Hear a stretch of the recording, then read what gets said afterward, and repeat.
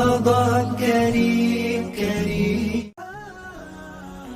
السلام علیکم ورحمۃ اللہ وبرکاتہ۔ یہ سوال اکثر کیا جاتا ہے کہ اگر والدین وفات پا چکے اور انسان ان کے ساتھ اب حسن سلوک کرنا چاہے تو کیا کیا جائے۔ یہ سوال جناب محمد مصطفیٰ صلی اللہ علیہ وسلم سے بھی کیا گیا۔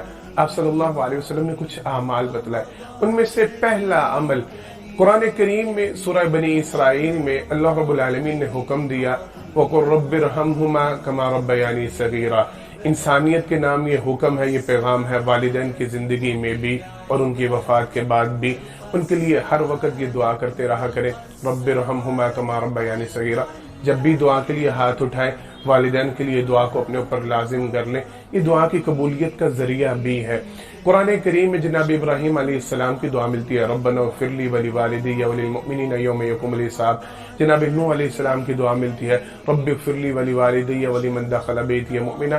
یہ دعائیں قرآن کریم میں اس لیے ذکر کی گئی تاکہ میں اور آپ اپنا معمول بنائیں، اپنے والدین کے لیے دعا کو اپنی زندگی کا لازم حصہ بنائیں۔ ایک بات۔ دوسری بات، نبی کریم صلی اللہ علیہ وسلم نے حدیث مبارکہ میں وضاحت فرمائی۔ آپ صلی اللہ علیہ وسلم نے فرمایا جب انسان وفات پا جاتا ہے، اس کے اعمال منقطع ہو جاتے ہیں، صرف 3 چیزیں اس کو فائدہ دیتی ہیں۔ ان میں سے ایک چیز آپ صلی اللہ علیہ وسلم نے ارشاد فرمایا وَلَدٍ صَالِحٍ يَدْعُو لَهُ۔ انسان کی جو نیک اولاد اس کے لیے دعا کرتی ہے، اللہ رب العالمین انسان کی وفات کے بعد بھی اس کو اس کا فائدہ پہنچاتے ہیں۔ تو یہ کوشش کریں ماں باپ کی زندگی میں، ان کی وفات کے بعد ان کے لیے دعا کو اپنا معمول بنائیں۔ دوسری بات، والدین کے جو رشتہ دار ہیں ان کے ساتھ حسن سلوک کو لازم اپنائیں۔ جناب محمد مصطفیٰ صلی اللہ علیہ وسلم کی حدیث مبارکہ کا جناب عبداللہ بن عمر رضی اللہ تعالیٰ عنہ سے ثبوت ملتا ہے۔ سواری پہ جا رہے تھے تو ایک شخص کو پیدل جاتے ہوئے دیکھا، اپنی سواری سے اترے، اپنا امامہ اتارا، اپنی پگڑی کو اتارا، اس پیدل چلنے والے دیہاتی کے سر پہ باندھا، اپنی سواری اسے پیش کی۔ ساتھ عبداللہ بن دینار تھے، کہنے لگے آپ اس دیہاتی کو اتنی عزت کیوں دے رہے ہیں؟ کہنے لگے میں نے جناب محمد مصطفیٰ صلی اللہ علیہ وسلم سے یہ بات سن رکھی ہے، جو اپنے والدین کے ساتھ ان کی وفات کے بعد نیکی کرنا چاہتا ہے اسے چاہیے کہ ان کے دوستوں کے ساتھ حسن سلوک کرے۔ اس کا باپ میرے باپ کا دوست تھا، میں نے اس لیے اس کے ساتھ یہ حسن سلوک کیا۔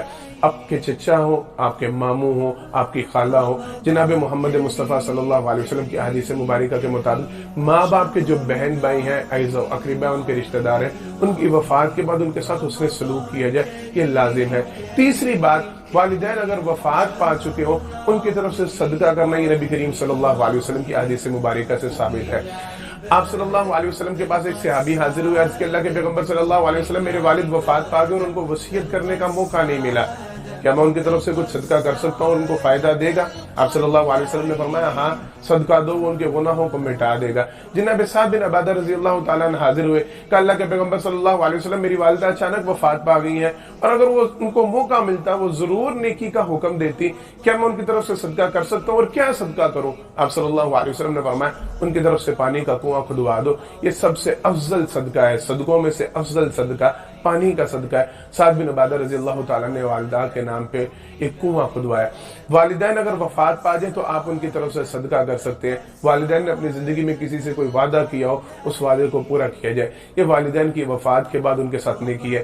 اس رمضان مبارک کی کوشش کیجئے اپنے والدین کے لیے دعا کو اپنا معمول بنائیں، جب بھی دعا کے لیے ہاتھ اٹھائیں والدین کے لیے دعا لازمی کریں، والدین کے رشتہ داروں کے ساتھ حسن سلوک کریں، والدین کے عزیز و اقربا دوستوں کے ساتھ حسن سلوک کریں، والدین نے جو وعدہ کیا اس وعدے کو پورا کریں، والدین کے نام پہ صدقہ کریں۔ اللہ رب العالمین سے دعا ہے مالک مجھے اور آپ کو جو کہا جو اس پر عمل کرنے کی توفیق عطا فرمائے۔ آخر دعوانا الحمدللہ رب العالمین۔